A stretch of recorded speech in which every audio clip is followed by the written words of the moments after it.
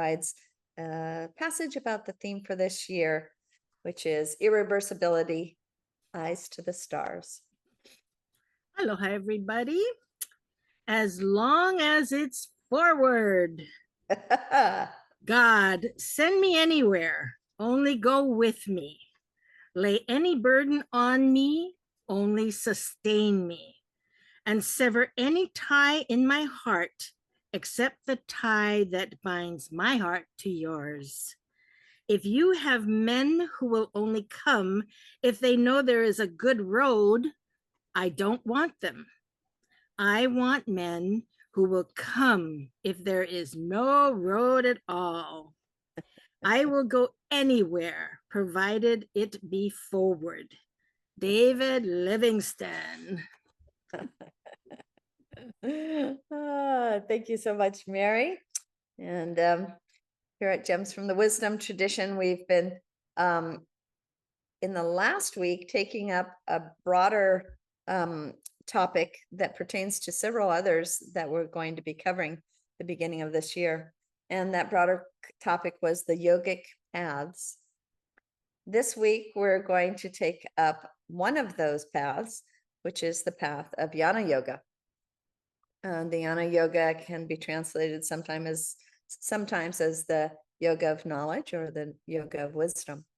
And we're very fortunate that Dr. Bob Buss is here. He's a former religious studies professor. I think I should say professor emeritus. And so he has lectured to us and presented on topics from a number of spiritual religious traditions.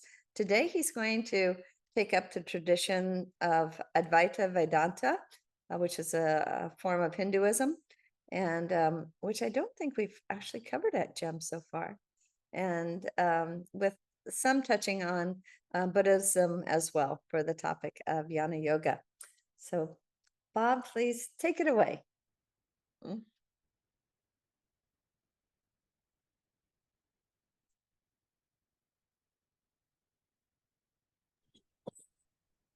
Okay. Well, this is an interesting topic, and I'm so grateful for the presentation last week because that really talked about the whole yogic path. And that's really what Advaita Vedanta is about, is how the yogic path is a unity of discipline. So basically, you have 4 yogic paths: the path of knowledge or wisdom. And that's kind of the gist of the topic is what is knowledge and how is it related to wisdom? There's also bhakti yoga, the path of the heart or devotion. And there's also karma yoga, which essentially is the yoga of action, but also related to will. And finally, Raja Yoga is the asanas or the position of actually doing yoga. So I don't do yoga myself, and certainly not in this rigorous way of integrating those 4 yogas. And so we're blessed here to have several teachers, including the presenter last week, who know that very intimately. So I'm kind of expecting that they jump in and actually give the experiential side of it.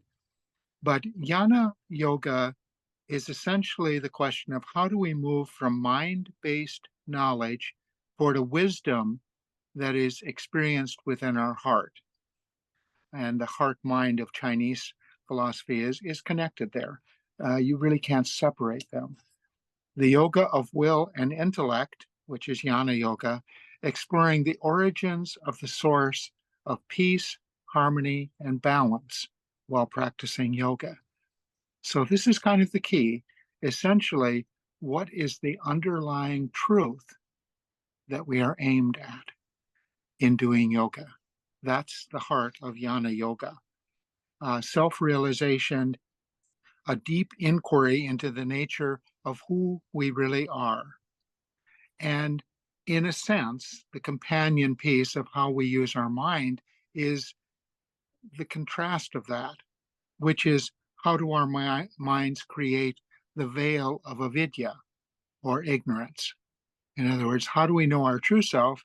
And how do we separate that from our unknowing self, sometimes called the ego or delusion, uh, duality, various senses. So going right, going wrong, in a Buddhist sense, right path. And how does reason and logic allow us to use our mind to do that? Now, traditionally, Jnana Yoga is an orthodox tradition of India. It's based on the sacred writings, the Upanishads, uh, the Vedas, the Upanishads, and the Bhagavad Gita, which is a later text very intimately related to the Upanishads, and the Patanjali Sutras, which we looked at last week, which are separate but ultimately very related to the world view behind the sacred writings, the orthodox tradition of Hinduism. And ultimately, this contrasts the idea of ultimate reality, Brahman, and ultimate or divine consciousness, or Atman. How does our intellect allow us to work through this? And it is not completely unrelated to a mystical side of how we experience that. In a way, it combines the three aspects of subject, object, and action. Life as one, a mystical union, so that in reality, in the ultimate sense, there is no distinction between knowing, knower, and known. This is wisdom. In bhakti, it would be devotion. In karma, it would be action. Now, there are four pillars of Jnana Yoga. And these are terms that are very important to kind of look at, and we'll kind of examine how we use them. Vivivka is the first pillar, and it's discrimination and discernment. Really looking carefully and discerning what it is we see. Vairagya, detachment and dispassion. In other words, if we're emotionally connected to something, then faith overpowers knowing. Detachment means we're not personally involved with it. We don't take it personally. We all kind of know that it's hard to know something if you are, in a sense, emotionally attached to it. You're already kind of precluding the ability to look carefully or practice Jnana Yoga. Then there is Shatsampat, or the 6 virtues of mental practice. And we'll discuss those a little later, but essentially it's the process of thinking. And the last one, Mumashkatva, longing or yearning. So we have discrimination, detachment, practice of mind, and longing or yearning. If we weren't yearning for wisdom, we wouldn't get it. And so that's kind of the idea of this mind. It's a mind that is not just logic, A is greater than B is greater than C, therefore A is greater than C. That's true, but that's not the point. Looking carefully. And so the attainment of Jnana Yoga is attainment of supreme knowledge. It allows you to recognize your selfish desire, your limitations, your ego, your illusions, your ignorance on the one hand, and to then liberate yourself to understand absolute divine truth and universal consciousness. So that's kind of the heart of Jnana Yoga. In the traditional system, that would be to say our true self, our Atman, is intimately related with ultimate reality, the ultimate self, or Brahman. And to recognize that would be freedom, moksha. And so that's the language that Advaita Vedanta uses to explain how the Upanishads function. Now, coming back to the idea of Jnana Yoga, Jnana Yoga is difficult. And I think we all know why it's difficult. We're using our mind. And since our mental edges define how we perceive, we are limited by our perceptions. In other words, the way we see the world is the way we see the world, and it's extremely difficult to see through that. That's kind of the context of our knowledge. And the more we sort of understand that the context of our knowledge isn't necessarily true knowledge, other people have different prospects. I mean, in the Buddha, he wasn't particularly impressed with caste. And he said that has nothing to do with knowledge. But the rest of the people he was talking to, almost everyone believed caste was important. That was the context of their thinking. It was how they saw the world. And so he had to work very carefully at figuring out how to talk about perception without the edge of mental connection trumping it. In Jnana Yoga, there are several big questions and big ways of working at it. And this is the heart of Jnana Yoga. It's hearing the wisdom. We've talked about this so many times. People have talked about deep listening, hearing, truly hearing, not what we chatter through our heads, but hearing, reflecting on the teachings, really thinking about them. What do they mean? What do they mean for me? How do they help me understand? Meditating on the self. Who am I? Why am I like the way I am? What do I want? What do I yearn? What is my deepest desire? What is preventing me from obtaining that? And finally, how does truth differ from illusion? And that's very tricky because a lot of what we believe is an illusion. It's just simply the context of what we grew up with. I grew up in southeastern Minnesota. I was a little baby Lutheran, a little baby Republican, a little baby white guy. I mean, there wasn't a person of color anywhere near me. Even the American Indians were off in reservations somewhere that I never saw, even though they were the indigenous people of the place where I was from. Difficult for me to get past that. So uncovering the truth behind the mind is the nature of Jnana Yoga. And in a way, there are certain traditions that say to do that, you have to almost kill that mind that gets in the way and locks in, the ego mind. It's sometimes called, the expression is die to live. The ego has to kind of give up on some of that power so that you can actually see things and you can have direct realization or knowledge of the true self. Questions of Jnana Yoga are, who am I? Really? What is my purpose? Really? What is the nature of this reality? Really? And the upshot of Jnana Yoga is that Brahman is supreme consciousness. That true reality is wisdom itself. And I am Brahman. My true self is true reality. Tat Vam Asi. Thou art that. That's you. That's it. This is the teaching of the Bhagavad Gita and Krishna to Arjuna. The Atman, the true self, is the same as the ultimate reality. So that's kind of the heart of the orthodox system of Jnana Yoga.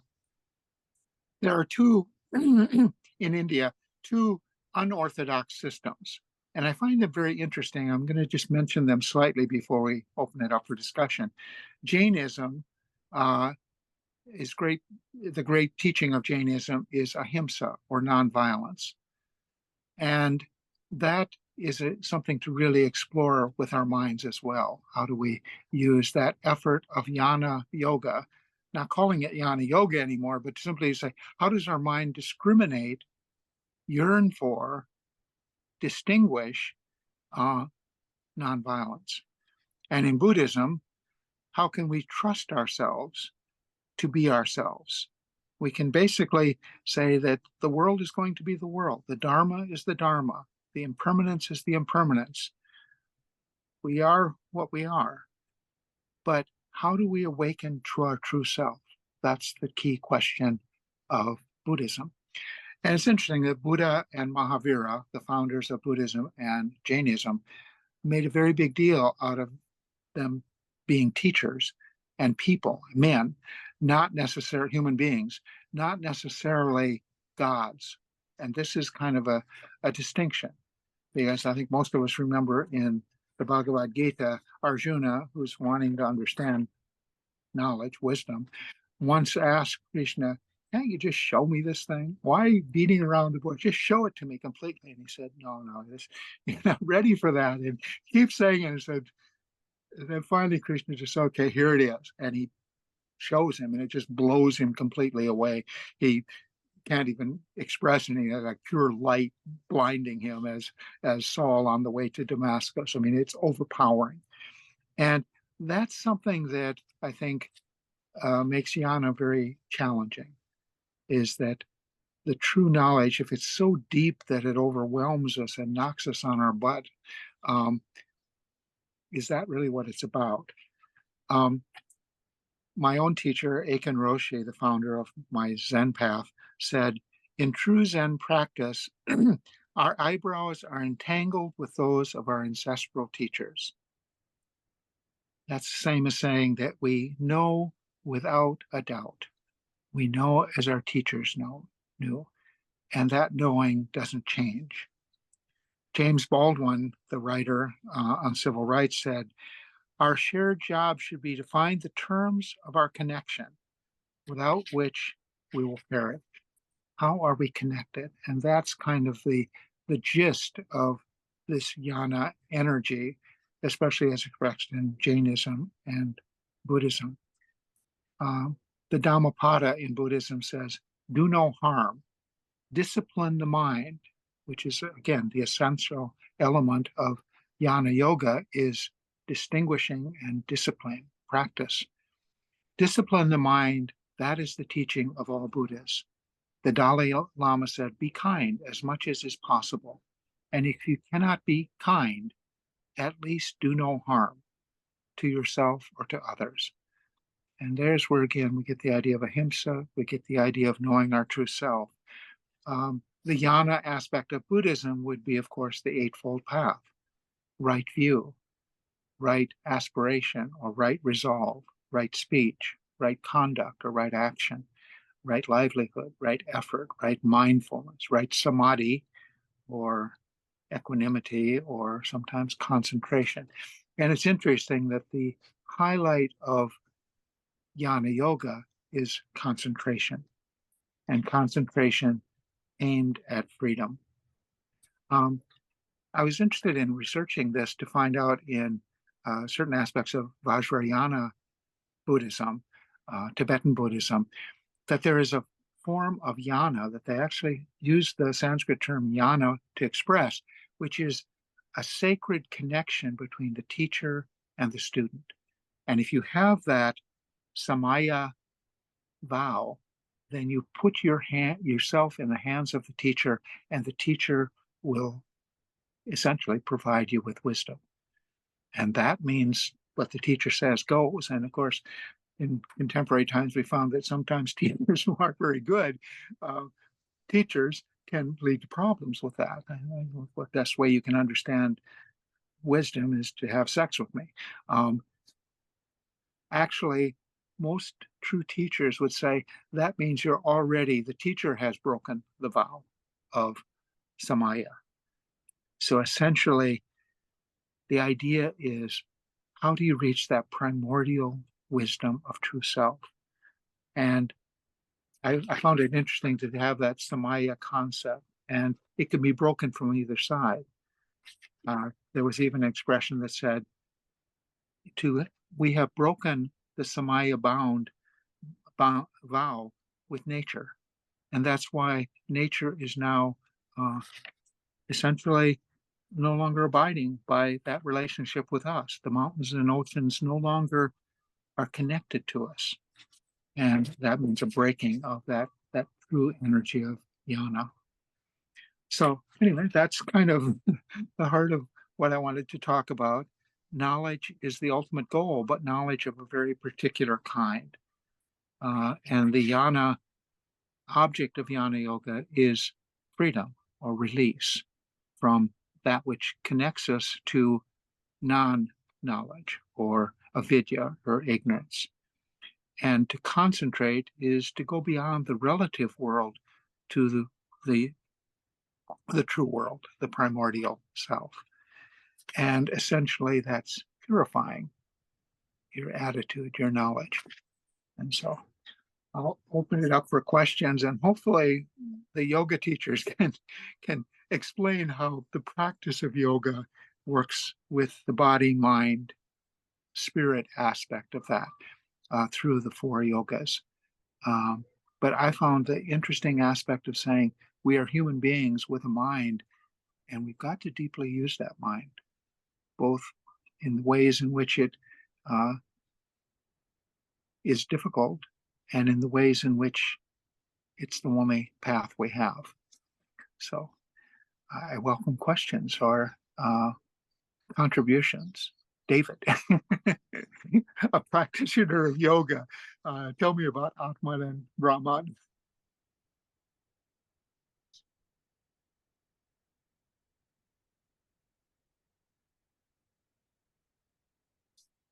David, did you have your hand up?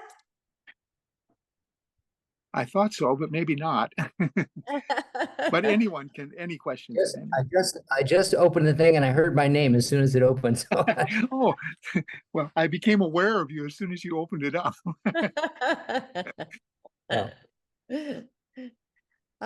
David, we're talking about Jnana Yoga as one of the yoga paths that include both Jnana Yoga, or all of Jnana Yoga, the yoga of wisdom, bhakti yoga, the yoga of devotion, and karma yoga, more the yoga of action. And so if you want to collect your thoughts a moment, I'd love to put an idea out there for people. If I'm wondering if when we're talking about traveling on a path, like the Jhana, the path of Jhana, or of knowledge or wisdom, or if we're traveling on the path of devotion, or we're traveling on the path of works, of deeds, of actions, are these kind of just a way of thinking about 3 basic aspects of the human being, so that when we're traveling on this karma path, we're traveling on the path of sort of like what the body is doing in the world, and how we are through our worldly actions reaching towards that sense of meaning and purpose that you were asking about, for example, Bob. And then the bhakti path is the path of the heart, and someone else is going to, they're going to put most of their energy into that heart path of love. It could be a devotion to the teachers that one has. It could be a devotion to the welfare of other beings, for example. Those would be, it seems to me, efforts of the heart.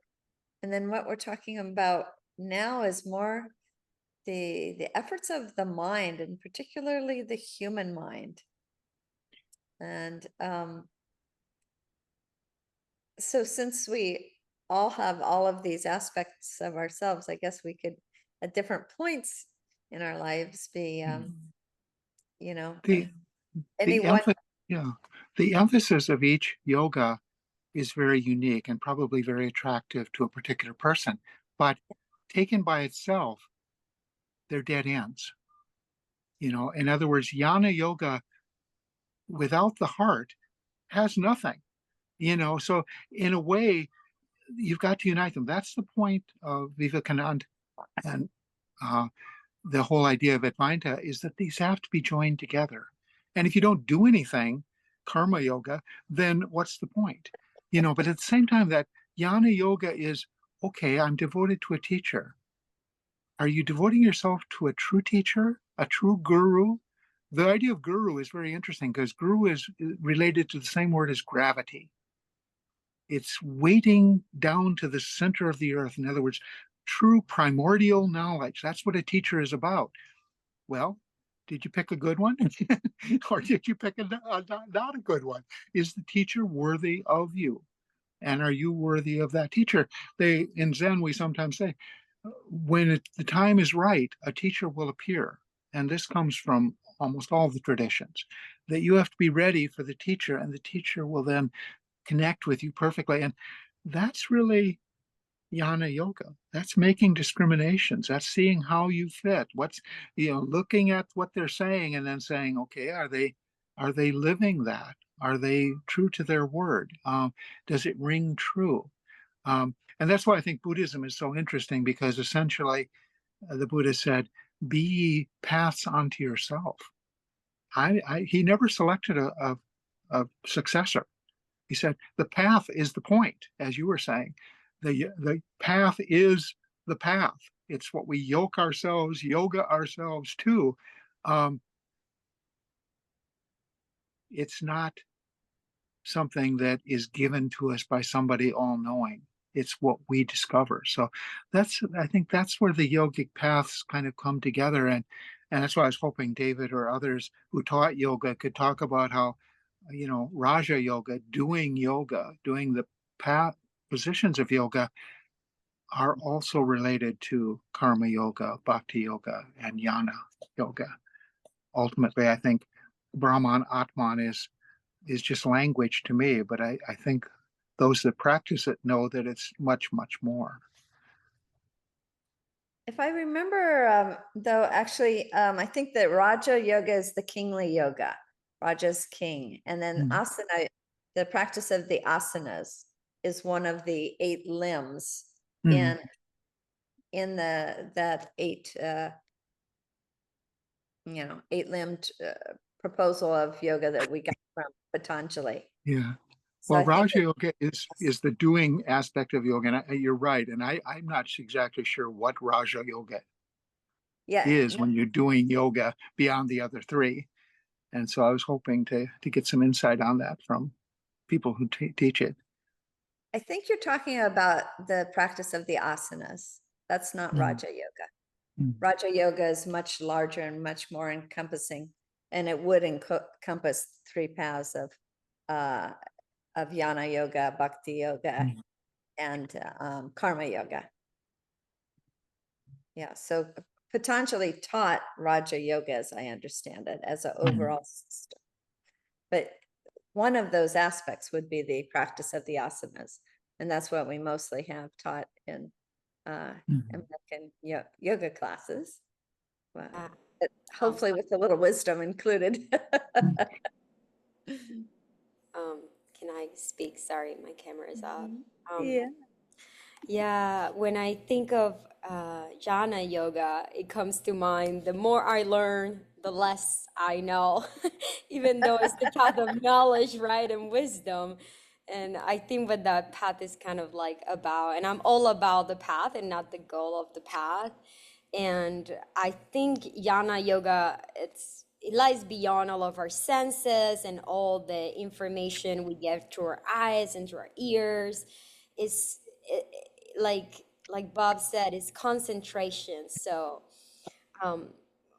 we access jnana yoga, or like we see more deeply into jnana yoga, and we practice it when we go through meditation and devotion. So it's like you can, again, they all interconnected, right? You can separate one from the other. And I see it as that knowledge and that wisdom that's gained through that meditation, through that devotion, through that karma yoga path as well. It's a wisdom that is transcendental more than facts, if that makes sense, right? Like When I first went into the concept and I read about it, I was like, oh, path of devotion and path of knowledge and wisdom. Like, I'm just going to read a lot and I'm going to be on this path. And then I learned that, you know, it's not all this information we get through our senses. It's like sitting in meditation and in devotion and what we get from there, that information, that is that transcendental information that is part of that path. So yeah, just wanted to say that because the part that you said, concentration is a big part of it, really, really resonated with me. Yeah. Like Yeah, and it, the transcendental aspect is really, I think, an important element of looking at Jnana Yoga, because it's not using the mind to get particular pieces of information. yes. It's not like figuring it out so you can say, aha, X equals 3 times Y. It's not that, it's how you think. So the transcendental aspect, as you're talking about, would be, an aspect of Jnana Yoga like calmness or tranquility. In other words, your mind, how do you calm your mind down and get rid of the emotional connections that sort of allow you to have ignorance and go astray? Or how do you endure in forbearance? That's a kind of a how do you think rather than what you think. The faith and trust you have that knowledge leads to wisdom. And of course, false knowledge leads to suffering. But there is that faith that the mind has a connection ultimately to truth. And that's kind of as you're calling it, the transcendental. If you didn't believe in truth, why would you practice? And in a way, wisdom, compassion, action, they're all aimed at an ultimate transcendental experience that we may not have right now, but we have faith in. A wonderful And we point. focus on it or concentrate on it.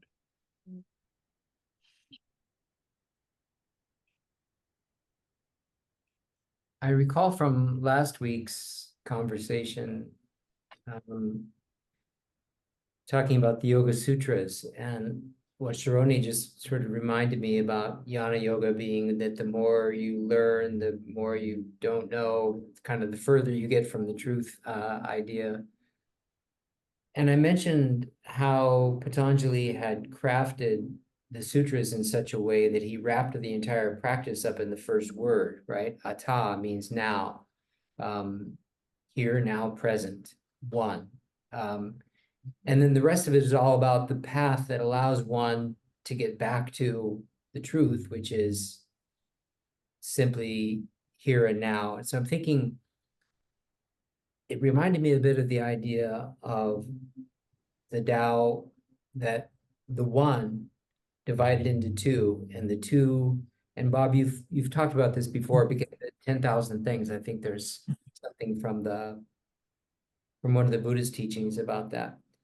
But it seems like, so what he says in the first, second, and third sutras is, now begins the practice of yoga. It begins now. It begins in the here and now. The whole practice is being here and now, because the purpose then is to quiet all the craziness that's not the true one. It's like the peanut butter that's smeared on the lens, and from our experience, from our culture, the idea is to quiet the mind so that one can know one's true divine nature. That's the first 3 sutras. The truth is already in. We are the truth. And it's the clamorings of the monkey mind, give it many different names, that keep us from that awareness of who we really are. I don't think it needs to be much more complicated than that. And I think all the different paths are all about exploring. They're like, you use the right ingredients to make the right cocktail or casserole, or use the right medicine to cure a particular problem. So I think all these paths have their usefulness depending upon what your soul is needing in this lifetime. I think you're right. And the difficulty really becomes in the vehicle we're using, which is our own mind. So that, as you're saying, well, all you have to do is become one with your true self, with your, essentially find that. And the mind is already expressing it in a funny way. I need to find it, me and it. There's already a kind of, the way we think makes dualism so natural, but you are already one. You're not seeking one. The yogic path is, yoga is a yoke. It's not where you're getting to, it's how you're going, because you're already one. Thou art that. The true self and the true reality are not two distinct things, but it's like the ocean and the wave. If suddenly the wave was really self-aware and unaware that there was water in general, but simply was focusing on how it was separate. And so that, I think, is the difficulty. And even with compassion, there's a sense of, how can I have compassion to you if I and you are separate? I mean, this is a problem of Buddhism with the interconnection of all beings, the interbeing. But I think it's part of, the most complicated part of understanding for the Bhagavad Gita is, how can Krishna be advising Arjuna to kill people, and essentially saying, it doesn't matter. You're going to come back again anyway. Death is unreal. Now that's hard when you're on a battlefield. It's easy when you're reading a philosophy book, but when you're on the battlefield and you literally are killing not only people on the other side, but in this case of the Bhagavad Gita, your own family.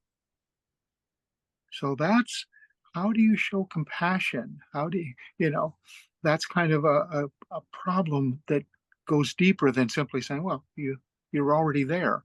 Well, most of the time we're not. And so that's, I think, part of the idea of Jnana Yoga, is that it's working with the mind, realizing that we go wrong with ignorance, and we have to really focus on that. The Buddha, for example, said, greed, hatred, ignorance, how do those feel? Do they feel right? If they don't, get rid of them.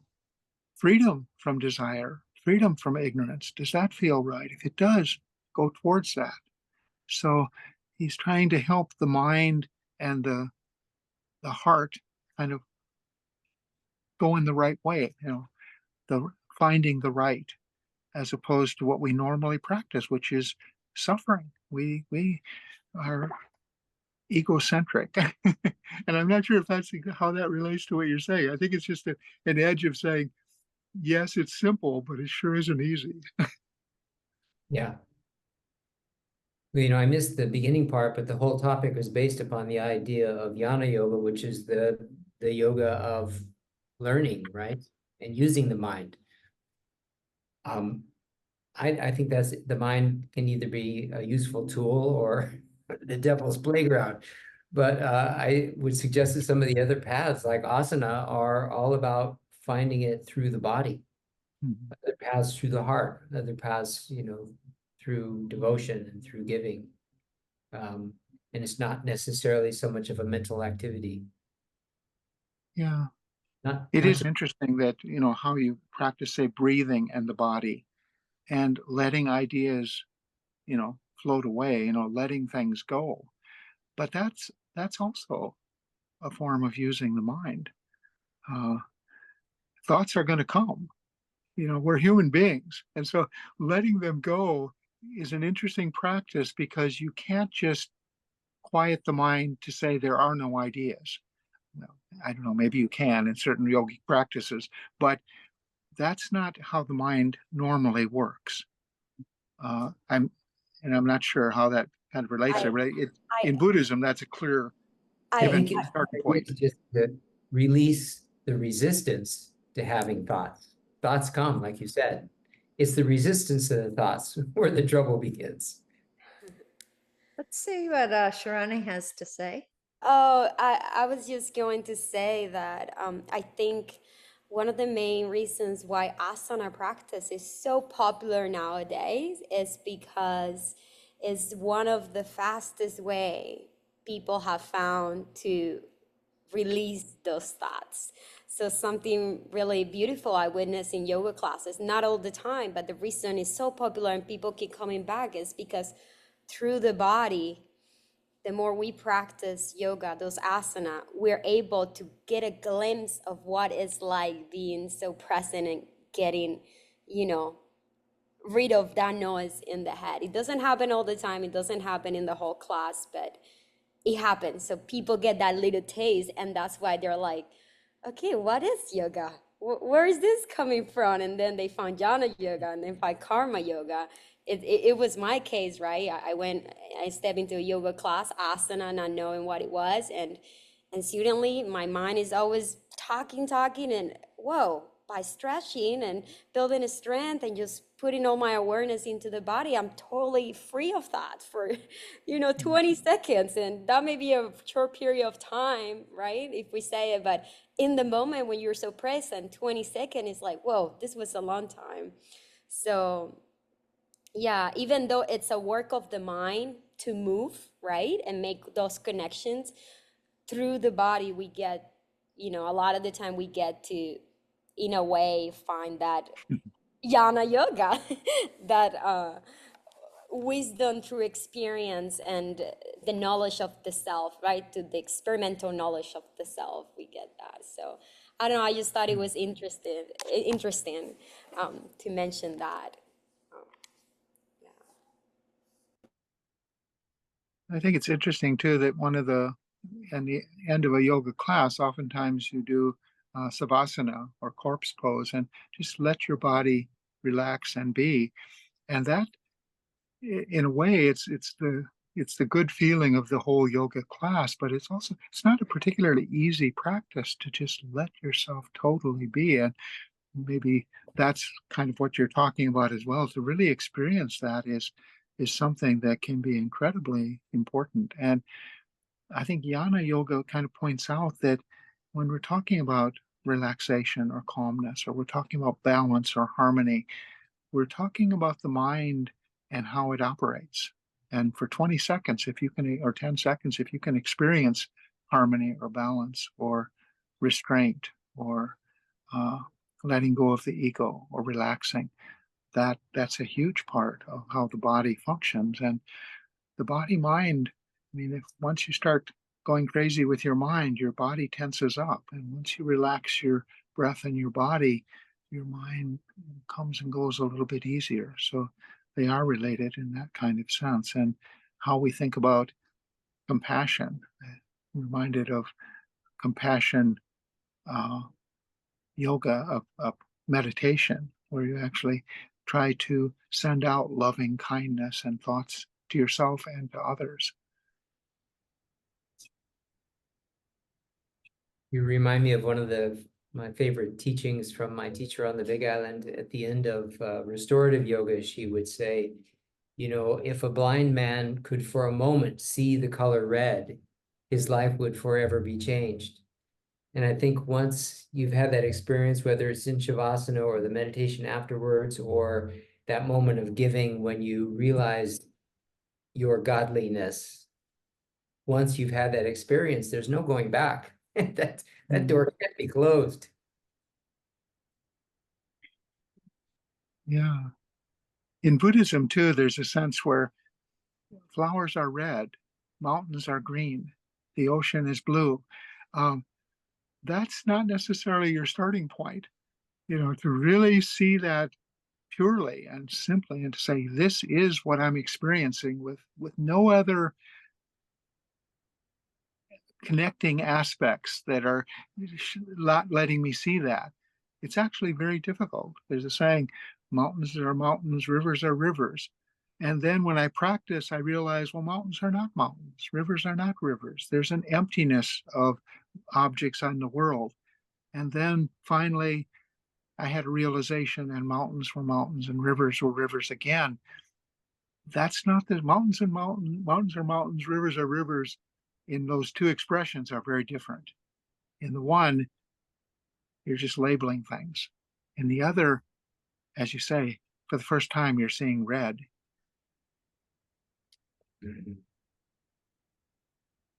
I was kind of wondering what folks think about, and hopefully maybe some of you who haven't had a chance to speak up yet, about what is the value in terms of this path of pursuing knowledge, of wisdom, of having just a greater understanding, of having the kind of conversations that we have in gems or a satsang or any kind of conversation where we have a group of people who are earnestly seeking truth together, just getting different points of view, and what is the value of these kind of conversations. So anybody have any thoughts on that? Elizabeth, thanks for tuning in from your cosmos. Yes, Renee, I just want to say, first of all, that I find these conversations very valuable and very enjoyable. They always make me think and feel. I've long thought of myself as being on the Jnana Yoga path. And it kind of became for me the concept of building a worldview that works for all beings. So approaching through the mind, the hardest things for me were, well, number one in the principles that you mentioned, Bob, discrimination and discerning without judging has probably been the hardest thing. We live in a very judgmental culture, and we're used to, deciding who's wrong and who's right, and all those things. So that's been the hardest part of practice for me. I have to constantly remember to discern without judging. I think that is so supremely important. And one of the things along the way that I learned, that I took up as a definition of reality, was that reality is everyone's experience. And the everyone's include all the beings of nature. The experience of all living beings together is reality. So each of us is in a very unique position to look at all of those things. And I've especially, I think what's been most rewarding for me is thinking about the other beings of nature, to assume that humans are not the only ones here to decide how the whole universe works. And that if we can merge our own minds with the minds of trees, of animals, of slugs, of bacteria, then you open to a larger mind, and it necessarily includes heart, groundedness, all of those things together. So those are just a few thoughts I've had along the way, Bob, listening to you and to David, and I still don't know the name of the person that's working with you, Renee, who's behind the Still and Moving Center logo. Her name is Sharone. Sharone. Okay. Listening to Sharone as well. So anyway, thank you for another important session, and I know that you will have the recording to share with all those who couldn't come. Just before this one, I got off another session of wonderful people seeking peace and connection around the world with toward the end a beautiful focus on the concept of Ubuntu, the concept that I am because we are, that this connection between the individual and community. You just can't leave that out of a worldview, can you? And it's just such a beautiful way of getting that, the gratitude for all the other beings that permit you to be you. Yeah. What did you just say? Ubuntu? Ubuntu. How do you spell that? Ubuntu. It's out of Africa. And it's just another one of those deep wisdoms of recognizing yourself as being you because we are, because there is a community that produced you, right? Is the only way that you get to be a human being. You're dependent from the get-go on your community. And for so many years, we weren't allowed to say the word community because it sounded like communism, that we're finally getting back to that recognition that worldviews belong not only to individuals, but to whole societies, to see the different worldviews around the world. I'm passionate about, building a global consortium of sciences the way there's a parliament of global religions, and, to get the broadest possible worldview, which includes how does that beautiful tree I commune with from where I am on the 18th floor and look down on that tree from here, what does it have to offer me in its view of the cosmos? It's a highly cooperative being, and it has way more senses than humans do, so it's less limited in its perceptions. You talked about the limits of our perceptions, right? Well, And we've actually physically measured 12 senses trees have beyond the 5 that we have, which they have too. They see, they hear, they feel, they touch, they smell, but their eyes are distributed around their whole bodies and their ears as well, so we don't recognize that.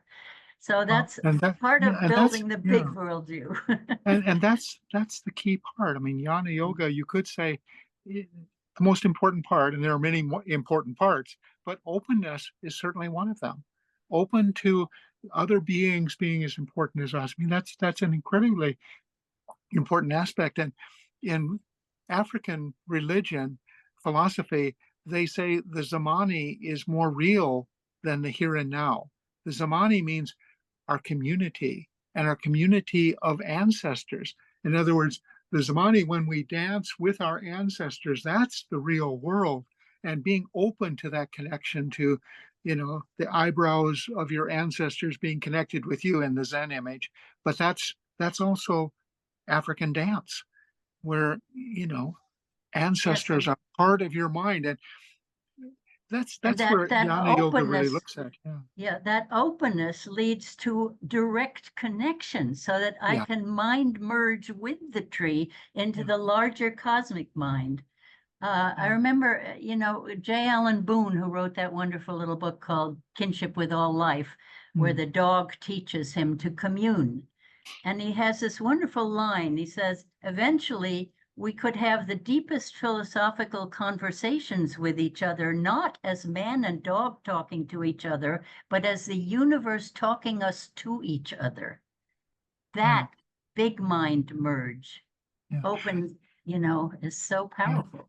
And part of Jnana Yoga is to say, if we don't take that jump, that step, then we contradict ourselves. We get caught up in thinking that is actually harmful, that we're not connected to other beings, that we are unique and separate, and my values are much more important than anyone else's. That's a contradictory way of thinking. And Jnana Yoga is trying to get away from that. And if you get away from it, maybe you can get where you're going, which is, what is the truth then?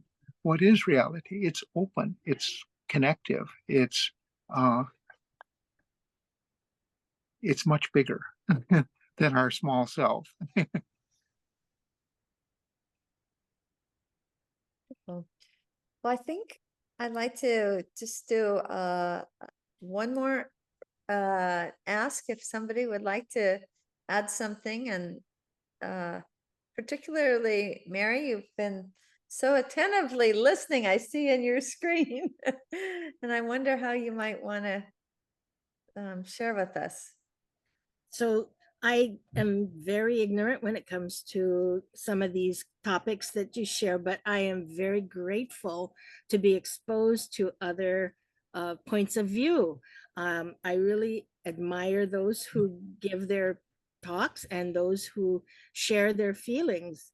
There are many correlations between my Catholic faith and most of the topics that are presented every week. I think we're obviously we're universal. We're all people, and we're all striving for the same thing. And I love what you said about, if you can't do no harm, do no harm. And if we all remember that, then we can, this world would be a much better place. And I think too that the different stages in our lives, those like Sharone who are younger, and through the people who are taking care of their families, they have young children, every stage is going to be different. It presents its its individual challenges. And if we can find a way to share those concerns, get different points of view, then we get through, and then we get to be old people who look back and say, been there, done that. Amen. Thank you, Bob. Thank you, Renee. Aloha. Thank you so much, Mary. Well, I almost think that stood as a vote of thanks to you, Bob, but I wanted to add my own as well. And I'll do that as soon as I let you know that next week we're going to take up the topic of harmony and synthesis. And I had thought I would be doing it from a musical perspective. And in a way, perhaps we are. And then I read the quote for the week in our almanac, and it's from Martin Luther King Jr. Life at its best is a creative synthesis of opposites in fruitful harmony. And I thought, oh, and it's Black History Month. I think maybe that's the way we should go. So our staff member and Olivia Trice is going to give our presentation next week from that perspective, from the civil rights perspective, and we'll get a little history, a more rounded viewpoint on this idea of harmony and synthesis.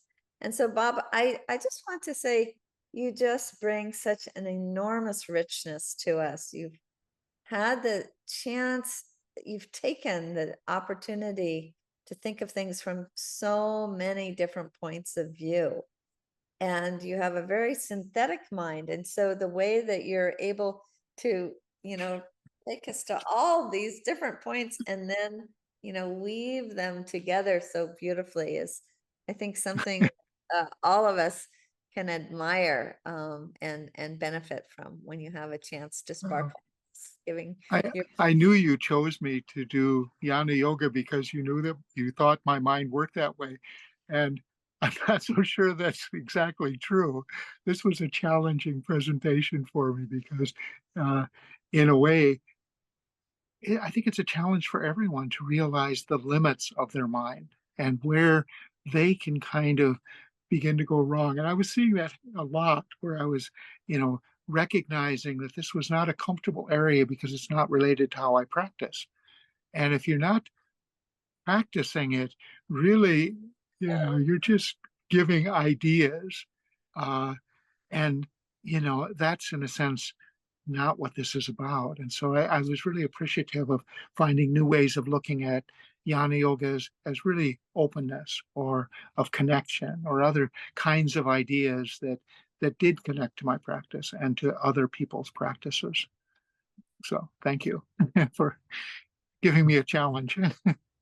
Well, I think it was Martin Luther King Jr. himself who says something about we need people who are willing to really think hard, to really apply our minds to something and like look at it, but then release and look at it from another way and release. It seems as though that's what you needed to do, and you did so well for us. Well, yeah. And as he said, I have a dream.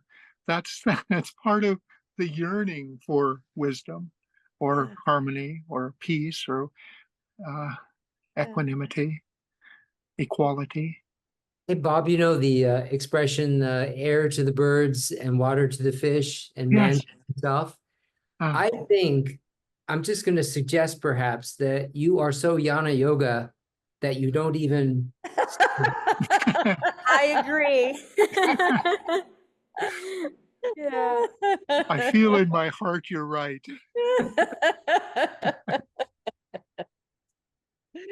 Oh, it's been a joy, everybody. Thank you so much, Bob.